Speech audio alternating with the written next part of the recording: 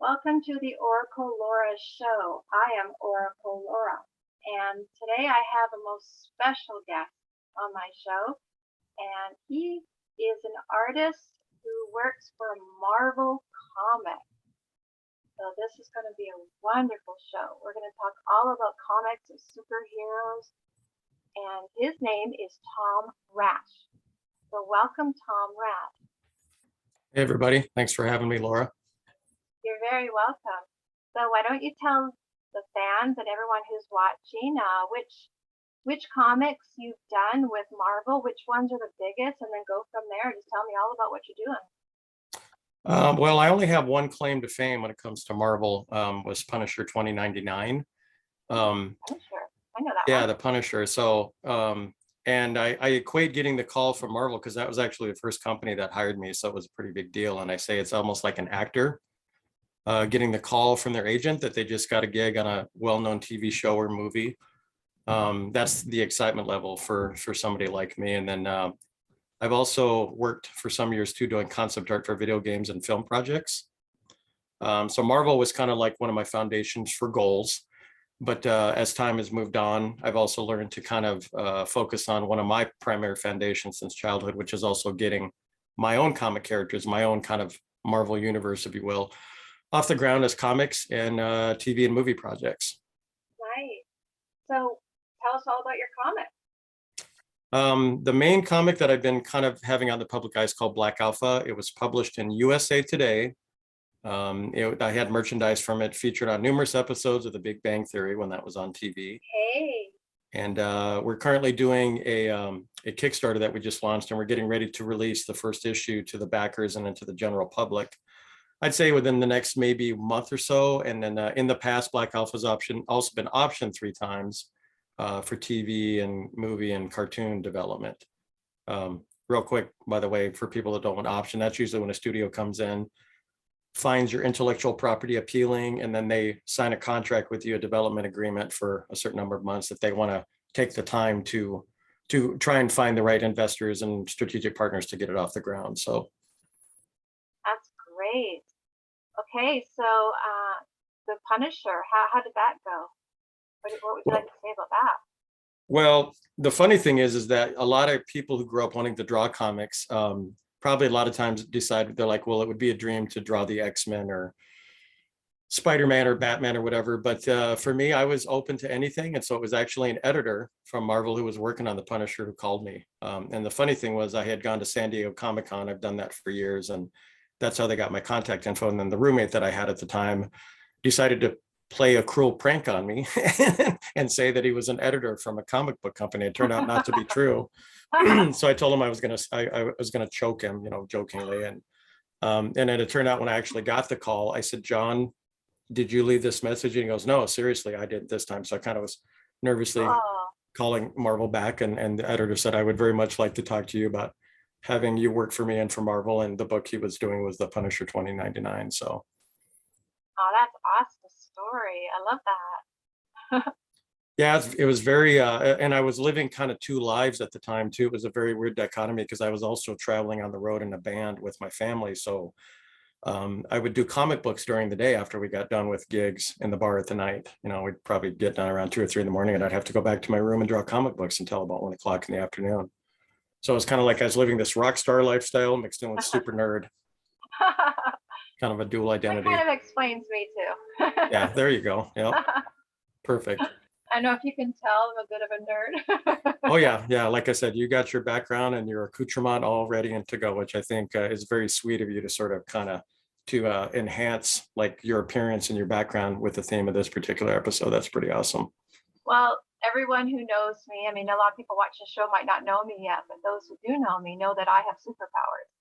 So they call me a superhero all the time, and they've witnessed it, thousands and thousands of times. I've proven myself. So I do have superpowers. I'm not just saying I do. No, and I've been paying attention to your page, so I know exactly what you're alluding to. So I think that's awesome. Yeah. Well, for an example, I don't know how far you researched me, but I predicted Stan Lee's death and when he was going to die. And I believe that I have to check my posts on Facebook, but I'm pretty sure that I predicted his wife's death and then his. So they're both sort of in that prediction. So that was sort of interesting. But talking about Stan Lee here, have you seen the new Spider-Man movie? Oh yeah, twice. Twice. Wow, I Yeah. still haven't seen it. I absolutely loved it. I happened to be in a very enthusiastic theater crowd that was it was sold out, and everybody gasped and laughed and cried and cheered. To me, part of what the communal energy and magic of movies is all about. And I said I equated it to when I saw Star Wars as a young boy in the theater, and so it was very the energy was absolutely electric.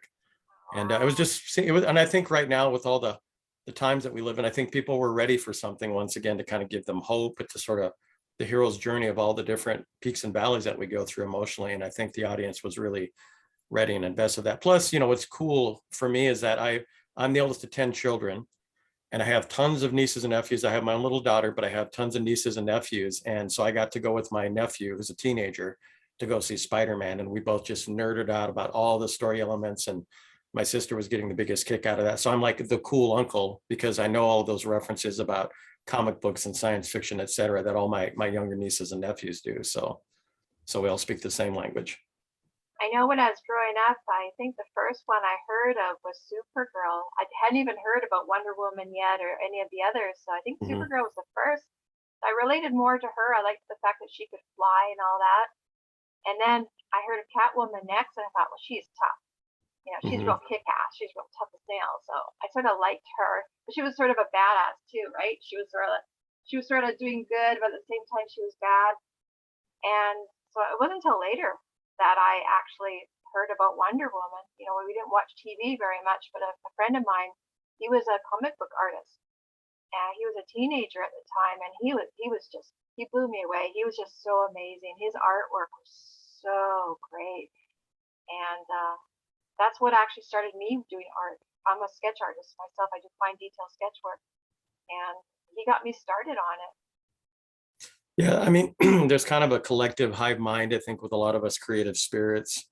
And there's usually a number of catalysts that put us there. Like for me, Wonder Woman was my first crush. The old Linda Carter Hey. TV show. Yeah, the old Linda Carter TV show when I was like 11. Yeah, Linda In Carter. fact, I even cut out all pictures that I could find of her in like Us magazine and the Star. I kind of made this little shrine that I made a poster out of and put on my wall. But I think that a lot of things, I mean, there were a few that I discovered in comic books, but for me personally, I discovered a lot by TV shows first, like Spider-Man and the Batman with Adam West, Star Trek. I actually got those became a part of my life before comic books. We were stationed overseas, my dad Bob was, and we were in Guam, and that's my first memories of television, about 4. And so when we came back to the States after he was done being assigned there, then all of a sudden my mom took me to the grocery store and started buying me a bunch of comic books.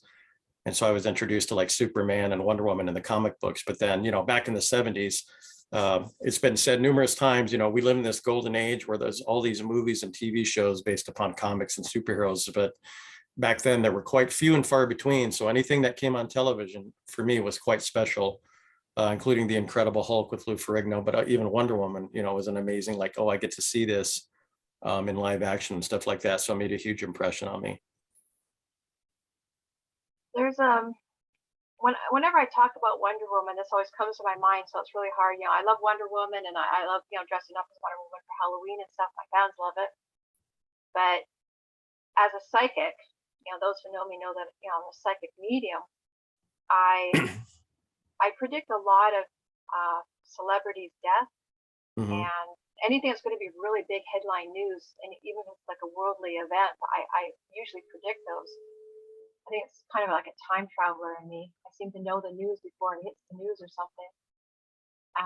So I've had dreams, premonition dreams. I don't have normal dreams. I have all my dreams come true. They're all premonitions. And I've had a lot of Linda Carter, and I've had a few of Gal Gadot, the new Mhm. Wonder Woman. And so those ones I'm kind of hoping I'm wrong. Well, But yeah, understandably so. especially Gal. I mean, she's not that old. She's just starting out. So it's like, no. So I'm sort of hoping that one's a few years from now at least. Like give her some time, get her out there and get her in some more Wonder Woman movies. I'm really hoping that one's not going to be soon. Linda Carter maybe because she's a little bit more mature now. Yeah, I was gonna say Yeah, no disrespect to her, because I mean, I think she's pretty close to my mother's age. So I mean, part yeah, of me wouldn't be shocked, but yeah, I'd like her to stick around for a while too. So yeah. Because she's so wonderful. She's really nice. I follow her on social media, and she's got a good fan following, but she's just really nice personality. So it'd be sad, but Stanley, he was older, so that one's he'll forgive me for that one, but it's okay. He's yeah, living a full life. as they say, he had a good run. So So let's talk about your comics. Show us some. What have you got? well, right now I currently, because we're getting ready, the new comics printed off, but I did bring some of my artwork to sort of segue into talking about some of my personal projects. I'll start with this one for the audience that's not familiar. Ooh, oh my God. This is Black Alpha that I mentioned earlier. Actually, I have a big poster of it behind me. Yeah. This is the one that was published in USA Today and had stuff on the Big Bang Theory, and and it's been optioned a few times for cartoons. I describe it as Batman in space. The lengthier premise is, what if you took the Batman story, sprinkled in Iron Man tech, and dropped it off in the middle of Star Wars? Um, and my passion for this kind of material, I think, stems from, like I said, seeing Star Trek and the superheroes on TV at the exact same time. So I was initially both very passionate about science fiction and superheroes. So this project, which by the way, I created in 5th grade, I started Oh, creating all my characters as a young child. And then there's others that, have come after that, even up until currently. But this was the first one. And I decided I want to do a space hero and kind of have all the story tropes of Batman and even a little bit of Spider-Man, the everyman that kind of struggles and has to learn some lessons along his way on his hero's journey. But it takes place in space, one of my favorite genres, space opera and science fiction. And then he's got a really cool spaceship, you know, and all those things that I love as a kid. And so I've actually created a number of merchandise prototypes, like action figures and t-shirts and hats and all that. But I also have a model of the spaceship, which is kind of like my Millennium Falcon or the Enterprise. So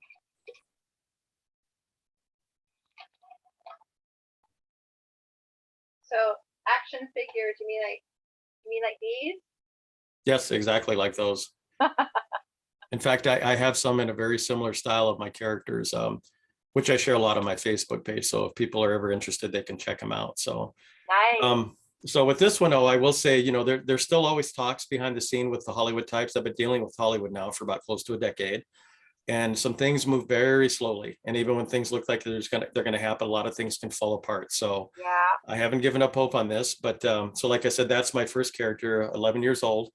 And I'm very excited. And it's funny because when you're a creative type that creates all these stories and characters, and in my case, there's quite a few, they're like your kids. You can't just choose just one. You love them all. So So what's his superpower that you love the most? his superpower or a Yeah. superpower? For me?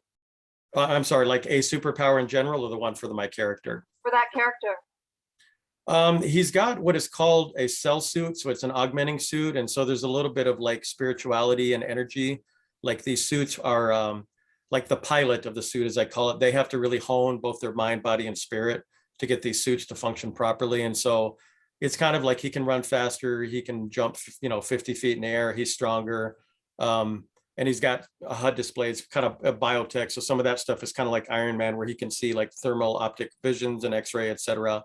Um, but I've always said at the end of the day, for me, it's really not about the superpowers per se. It's about the character of the individual, and so that's just sort of the icing on the cake. And I really want people to experience his story and the other characters and all of mine, because I want them to be very relatable. I mean, there's a lot of Yeah. myself in this particular character. I knew when I was very young what I wanted to do with my life.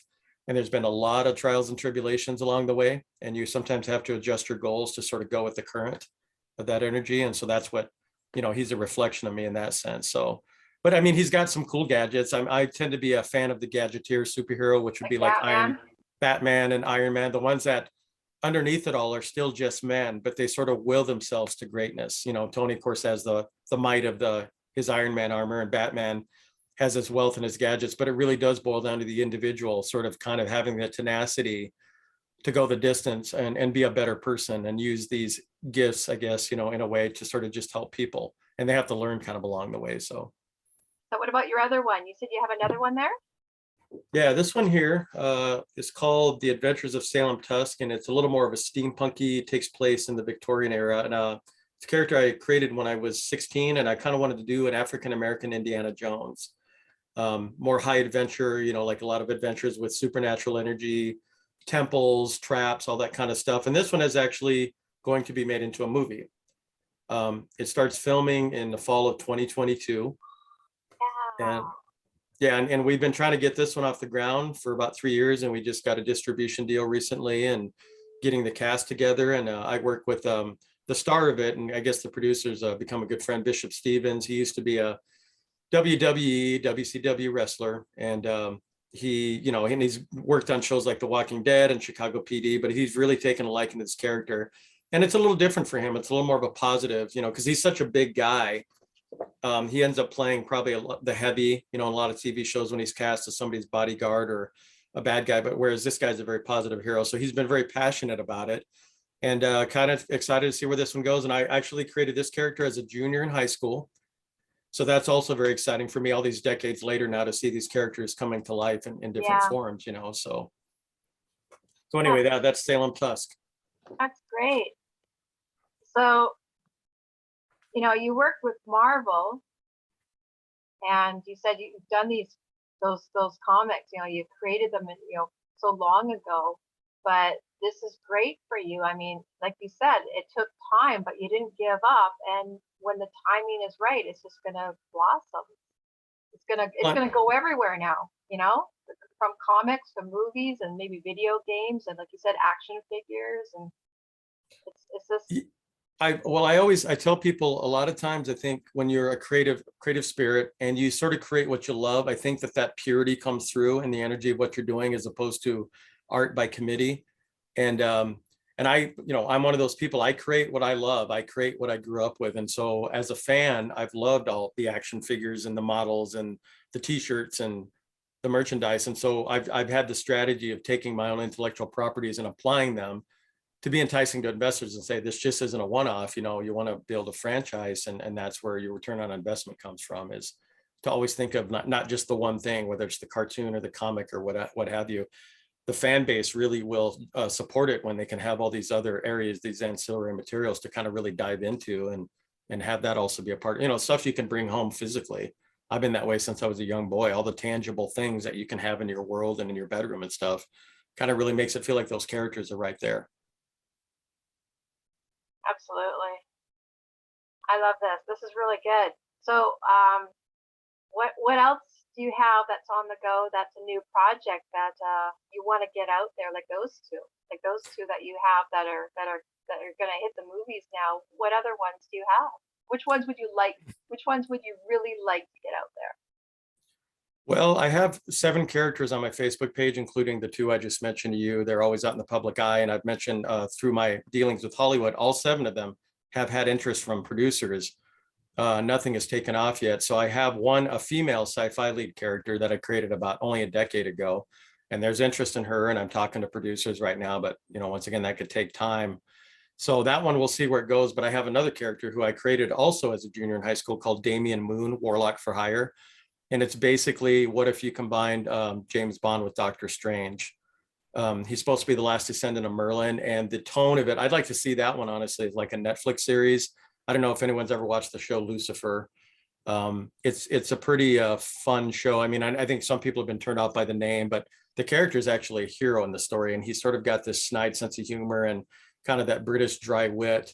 But the show has a lot of interesting supernatural elements mixed in with kind of a police procedural, and that would probably be the third on my list, because I think it has potential to kind of be almost like a Loki. Loki's a very fan favorite character, and something that he's a bit of a bad boy, but he's always got redeeming qualities underneath. And so that one would also be a hope, because like I said, I created it also as a junior in high school. So What's the other female before that? What was the other female one? her name is Evelyn 11, and she's sort of like, what if you combined a female Jason Bourne with it, like in the Mad Max world. She's a cybernetic soldier that wakes up, and her memory has been erased, and so she's trying to discover the clues of her past, but she's in kind of this barbaric dystopian wasteland, and she comes upon this family and decides to kind of protect them because she has all these abilities as a cybernetic soldier. And basically to protect them while while they're accomplishing their goals. And she's sort of going to be like kind of a female gunslinger or samurai too, like she's got all these great abilities, but she's trying to regain and find her humanity. Was she a mother at one time? These are all the clues that we're going to sort of dole out to the audience. And that one is, like I said, I've had talks with a Hollywood producer now for about a year and a half, and we're still kind of working on getting all the elements together, but he's been very interested in that one. So is she in a futuristic world or apocalyptic world, or? The first version, she was going to be around, it was going to be around 2080, so it'd be roughly about, I don't know, 40, 50 years from now. But we ended up changing the location to a terraformed Mars. It kind of made it feel like we're really taking the Western motif and really applying it to sci-fi. So this terraformed Mars, these colonies really do feel like kind of the frontier, the old settlers in the old West, where there was a lot of lawlessness, cattle barons and mysterious gunfighters that would show up sometimes to also help a family. So it's very inspired by the Western motif. It's just that the lead just happens to be a badass, kick-ass heroine. What would you like to say to the fans out there? Anything inspirational or? I would say, first of all, to always honor your inner voice and the reflection of who you are. Express yourself honestly. I grew up as a major fan of Bruce Lee all my life, and I love taking some of his philosophical cues and applying them to my own life, and even trying to spread the word, so to speak, the good word out there, that even though it's not always going to be easy, if you actually take the plunge and you honor yourself, it's not always going to be easy, but there's something very spiritually and emotionally fulfilling, everything about who you are, by honoring that and actually going for it, rather than living with regret. And that does remind me, I'm also actually the subject of a documentary film that's almost done filming. And that's what that's about. We've been filming it for about 2 years, and it's about my journey at my age, still trying to make my dreams happen, while I'm also a brand new father of a 3-year-old. And so that's a very interesting life to balance. And that's the narrative of that documentary, is, no matter how tough it seems. And I don't know if you've gone through this yourself personally. I was going to ask you that here in a second, but anyone who's had any kind of creative endeavors or anything, there are times that it's going to be like, okay, this is not working. And you're so tempted to just say, I'm going to pack it in. I'm going to do something else that's a lot easier, a lot more peaceful. Yeah. I don't need the stress. And I've gone through that every year. And I'm glad that I didn't. I mean, I've tried, and I wasn't really being true to myself by saying, well, I would just prefer to work and then go home and, just have fun. Or I have friends that are on dart leagues and just go play in the dart leagues, you know what I mean? And just live this kind of quiet life. But, that's just not who I am in the end. Hey, well, I dare you, ask the question. Pardon? Ask the question. You said you were going to ask me a question. Well, that was going to be the question. Have you gone through periods in your life with the things you're trying to do, feel like that it's not the right direction, or you feel like you're getting a sign and you're like, okay, maybe I'm not going to do this anymore, and then something tells you, no, you need to keep forging forward? Well, I was giving psychic readings, and I didn't really consider wanting to be on stage or in movies or anything, or on TV. And I kept seeing all these psychics who kept saying that I'm going to be on stage and I'm going to be famous and I'm going to be an author of many books. And I thought, really? This is even before I started giving readings.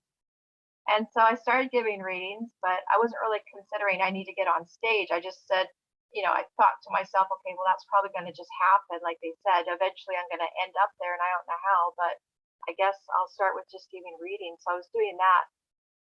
And I'd only been given readings for about, like professionally, I guess it was for about a year, maybe even under a year. And I got approached by TV producers who wanted to give me my own TV show. And then I got approached by another one. And then I got approached by another one. And I swear it's like about 30 of them so far. 30 film producers, TV producers, some in Vancouver, but mostly in Los Angeles, mostly in LA, and then a few were in Toronto. They all wanted to give me my own TV show. So I wasn't even like looking at that. That was just them coming to me. And it hadn't happened. And I kept asking them, what the problem is. And, like, did I do something wrong? Is it me? And I kept hearing the feedback. It's not you. There's nothing on your end that's lacking. It's not about you. It's just, the networks, the timing. We're busy with other projects. And so it was frustrating. It still kind of is. And there's moments, like you said, where I wanted to just give up. But then I kept reminding myself, well, it's not like you were asking for it. You were just giving readings. Just stick with that. They're going to come Mhm. back to you when the time is right. And that thing about you being on stage, well, that's going to happen, on its own. And eventually I ended up, on a lot of radio shows, TV shows and stuff and news. But yeah, like what you said, I just kept nodding to what you were saying earlier. You just can't give up. It's all about timing. And that's one thing that I've learned with my work. Timing is so important. And you were doing those comics, in school, a teenager, and look how long it took. But it's happening now at the right time. And that's great. You know? Well, and I've also learned too, this, a lot of it, of course, is a work in progress and always will be. But we live in that weird social media time, which has its benefits and some things about it that aren't so positive. And I think it's easy for people to kind of lose sight of the classic. You see other people getting these big breaks, so to speak, like in your social network, and you're like, why isn't that me? Why isn't it now? And I've had to really work on that to let those people enjoy their moment of success and live your own path, because you will drive yourself crazy if you feel like, well, geez, how come this seems to be happening quicker, or what have you. And I know for me, I guess that's the thing, is to quit comparing myself to other people, and to also learn, if you get number promises, because it's unless you go through it, I tell people it's hard not to be seduced by the dark side of potential fame, where you have these people popping out of the woodwork promising you the world. And half the time there's some people that aren't so honest about those things, and trying to sort of filter them out. And then also going, okay, so 5 of these things with these 5 different similar people didn't work. What am I going to do to stay the course? If it's in my case, that's what part of my creative therapy has been, is actually getting the comic off of this black alpha off the ground, because I've been seduced by Hollywood for a decade. Like, it's going to be a cartoon, it's going to be a movie.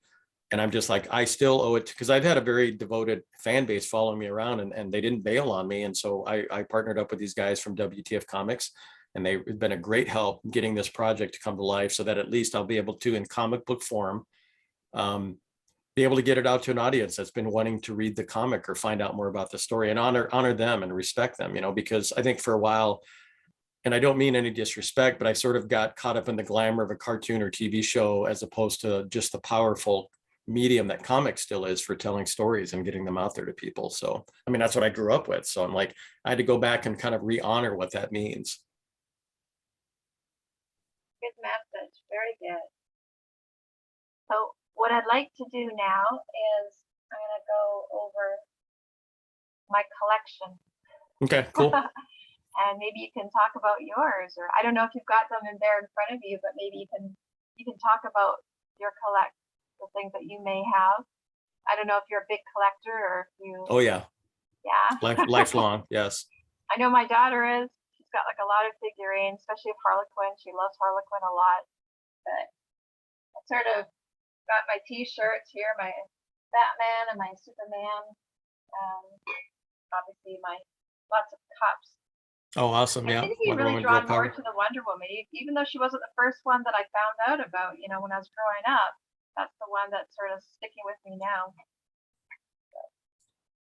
I will say real quick, when the first Wonder Woman film with Gal Gadot, or Gal Gadot, or however you pronounce her name, came out, and then the scene where she climbs out of the trench in World War I, and there's a slow motion scene, I wept. Actually, I had tears in my eyes, because I thought, what a powerful entrance for a superhero that's been around for people for many generations. So Yeah, I love that scene that you're talking about. I know which one.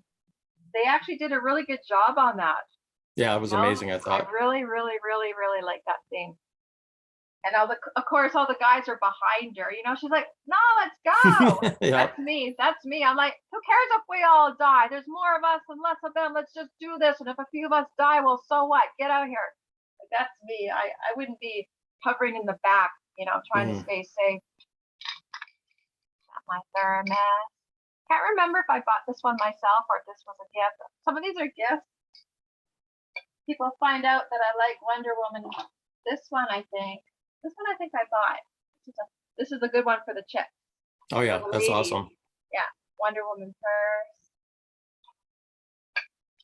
I don't know if you see this blanket behind me. Oh yeah. But as a psychic, my spirit guides, most of them are famous dead guys, rock stars, actors. They always guide me to stuff. And one of them told me when to go outside and where to go and which way to walk. And when you know it, this is sitting there laying on the sidewalk. Someone has Oh, lost wow. it, laying there. Got my wallet.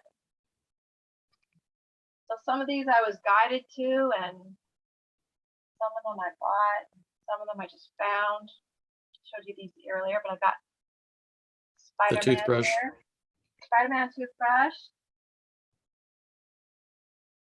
Got my other one here. Superman. Another purse, or like a lunch box, but like a purse. What have you got? Tell me about it. Well, as I mentioned you, I think right before we began, yep, Pez is awesome. The program, my studio is going to be going through an overhaul. So I'm not in that area right now where I could show. I mean, I'm pretty much a collector of the things I loved initially. I'm a huge Star Trek aficionado. So I've got like action figures and models of all the ships, the USS Enterprise. I just bought a few Iron Man things the other day, and Spider-Man and Batman. You know, I've had the Batmobile. I've had a lot of versions of Batman through the years. My brother, by the way, not to be a downer, my brother passed away late this last summer, and he was also a big Batman fan. And so we've been actually finding Batman energy and everything around him since he passed on. And so that's been pretty amazing. So I kind of love Batman even deeper now because Okay, so of the connection. This is for your brother then. Here we go. Awesome. Yes. Batman. Yeah, and it's kind of a connecting bond between, and he was 20 years younger than me, but it's cool I could share that with him. So Batman is even, wow. yeah, he's the second to youngest kid. Oh, he's And so young. he just, and it was pretty heartbreaking, but You're young, so he's got to well, be he's 20 years younger. My gosh, how old was he? A baby? Well, kind of, I guess, but I mean, the running joke is because my daughter's 3, it doesn't quite sink in how old I am. And she finally asked me the other day, Dad, are you old? And I said, yes. So I'm old enough to be my daughter's grandpa. So that's kind of the running joke. Yeah, but you'll always be old compared to her. She'll always think of you as being old, right? Well, when I told her that I was, or when she asked if I was old and I said, yes, she said, well, but you're still my dad. Here's something maybe she'll like. Oh, trust me, she's all about the Wonder Woman. That's like she's always dressing up as Wonder Woman all the time. So yeah, she loves that kind of stuff. So she might like watching this later then. Yeah, exactly. I gotta keep showing the toys and stuff then. Here we go. Yep. Superman phone. Oh wow, yeah, that's pretty cool. What's your daughter's name? Aria. Aria, nice name. Yeah, I didn't realize the artistic connotation, especially musically, what that meant. But for me, it sounded kind of like a princess name, like out of an 80s fantasy movie and to me. Just as I grabbed this, you said that word. It's like I'm psychic or something. Princess. Yep, there we go. Yeah. Now you must know who this is from.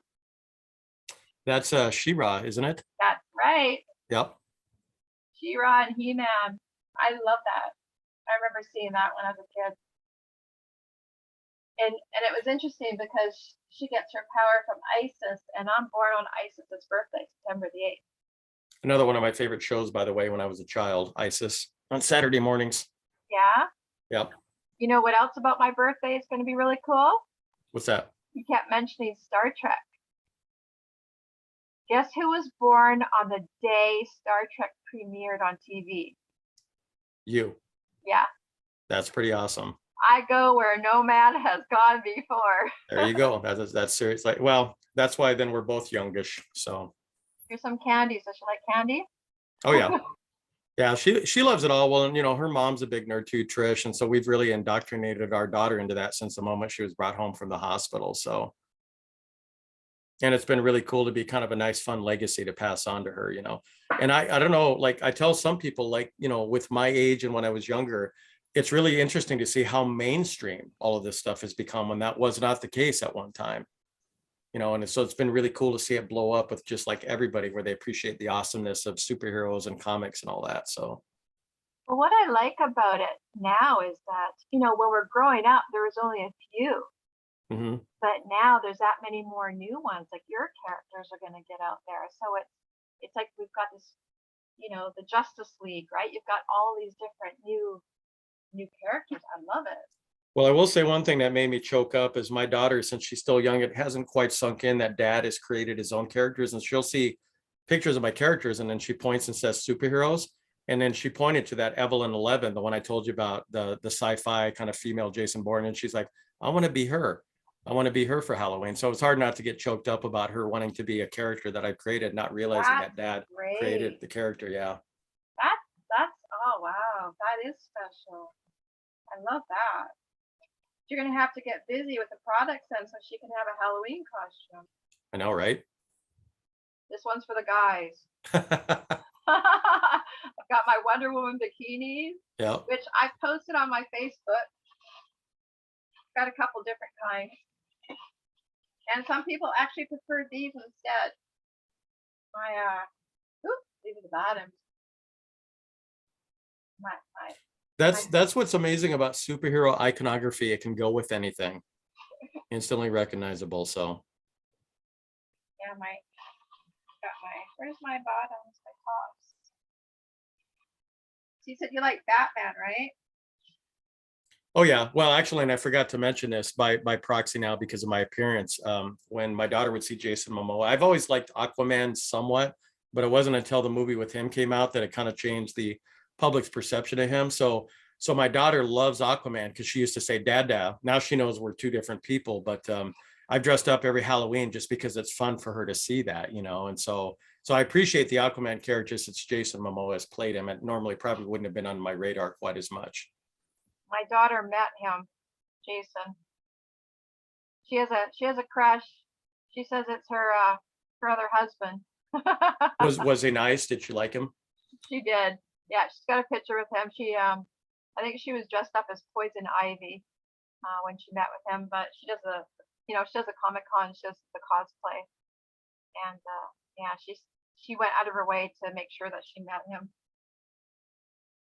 Cool. I don't know if this one's gonna fit me right now. I have a friend who's a famous photographer, semi-famous photographer, and he shoots a lot of celebrities. And he did Jason Momoa last year. I saw it on his page and said he was a super nice guy. So oh, that's I think he did it for like Esquire magazine or one of those fitness magazines or whatever. But he's always kind of telling tales of people that were friendly and the ones that are unfortunately not as much. So, and he said that's always a bit of a bummer. I was guided to this by my spirit guides. I think they found this for me. This one's for your brother again. Yeah, and for me, since Batman was my first superhero, I'm still always going to be a huge fan of that particular version of the bat iconography, the bat, the crest or whatever you want to call it. Yeah. That's what I grew up with, so that's my favorite. I like his car. Oh yeah, I'm a big fan of all the Batmobiles, honestly. He's got all the cool gadgets. Yeah. Superman's great. He can fly and he's strong, but come on, you got the cool car.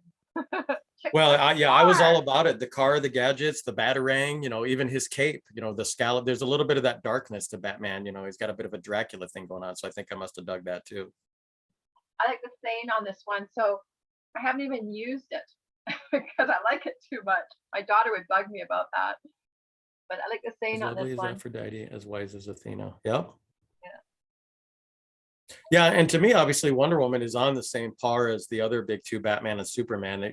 They're kind of part of the Trinity together, and I think that's great that Wonder Woman has kind of stood the test of time too. So how's that for a saying? Yeah, I mean, she represents a lot of great things that I think, it's good that the female market can kind of have someone to represent them too. The boys can't have all the fun, so that's true. Like. It's a strong, independent woman. It's not about, being in the kitchen and doing the dishes. It's about getting out there and saving the world. I can do both, by the way.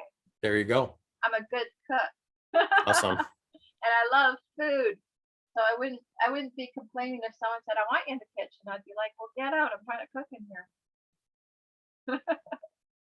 Yeah, you have an awesome Wonder Woman collection. Yeah. Yeah. Yeah. You have a pretty awesome collection, that's for sure. Yeah, I'll just show you a couple more. So real quick on my end too, as I'm looking at the time, since my daughter's so young, I probably will have to wrap this up fairly quickly just because we have to get her ready for bed.